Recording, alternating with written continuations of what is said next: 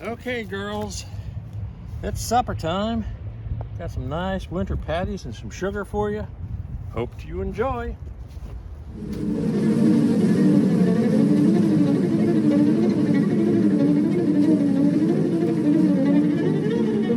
Beekeeping is actually a year-round activity.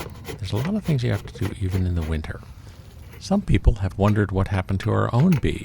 Well, she is also an orchestra conductor and a choir leader, and has been off doing these wondrous things with the holiday seasons coming up, so her availability in the park hasn't been too much.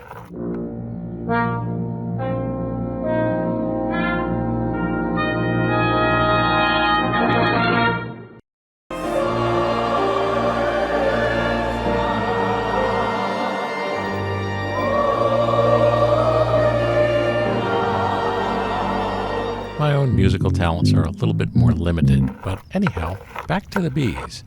One thing that you need to do in the winter is make sure that the bees can get in and out of their hive, and check on the entrance reducers to make sure they haven't been clogged with dead bees. The other thing you have to do is feed them. This is very important. Cold out here. They're not flying.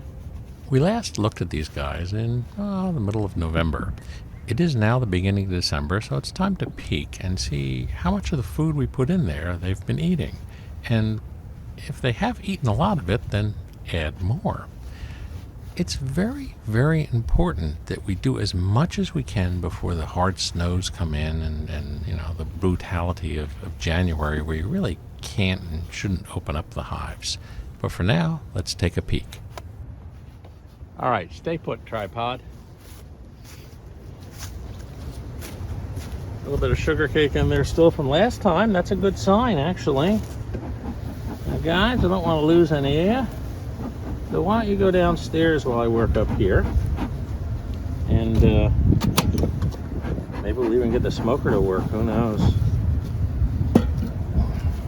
For some reason, this hive, which is our Troy hive, seems to be, well, let's put it this way. They seem to have a very good appetite compared to the other two hives, which is a little perplexing because they also have the most stores inside.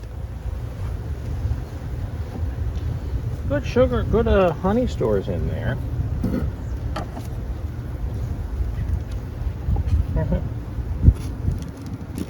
Well, guys, I'm gonna do you a favor. Get rid of all this wax paper.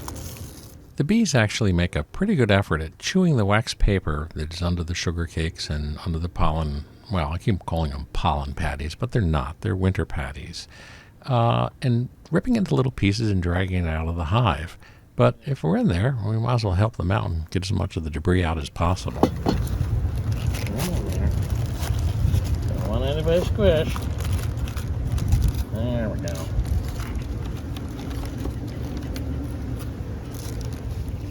Very crumbly.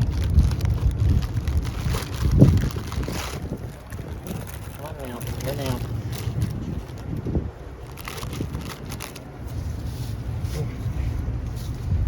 That's good. I again chose to suit up today, more to keep me warm than for fear of any type of stinging. They're normally pretty docile. You can't tell when it's cold out and it's rainy out, which it was. But, you know, I'm freezing cold anyhow. I've also put on the suit that leaves me overheated all summer and make some use of it.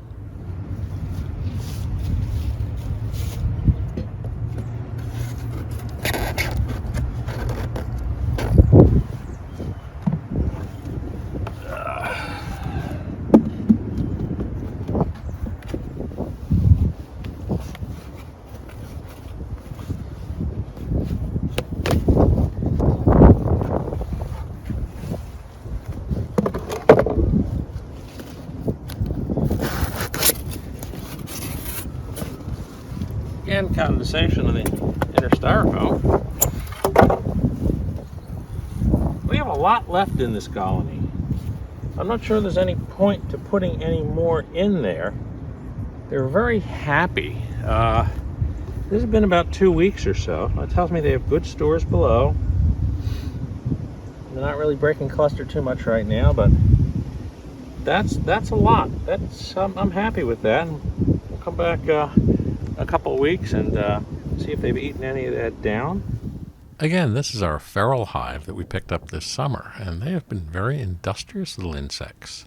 So they didn't get anything because they seem to be taking care of themselves.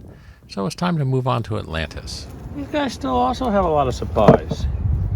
So that's a good thing. They're chomping away, and they are down there. I think I'm just going to put a pollen patty in this one. My own thoughts is, if it fits, put it in there. What are they going to do? Not eat it? Well, that's okay with me. I'd rather have them overloaded with food than starving.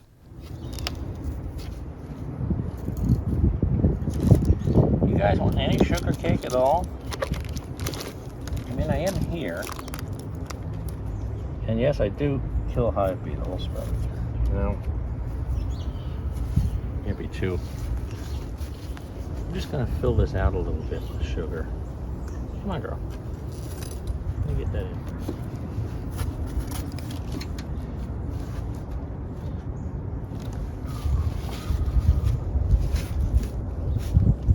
So I'll give them another couple of weeks, maybe 3 weeks, and then come in and see how those stores are doing. So there's one other thing I'd like to touch base on today.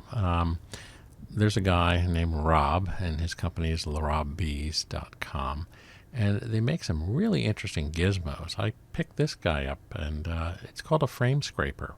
We tend to be negligent as beekeepers on keeping the edges of the frame clean because it's such a pain to do. So he came up with this little tool, and we're not a sponsor for LaRob Bees, but boy, it really works nice. One nice stroke, and you've removed all the propolis that's on the edge of the frame.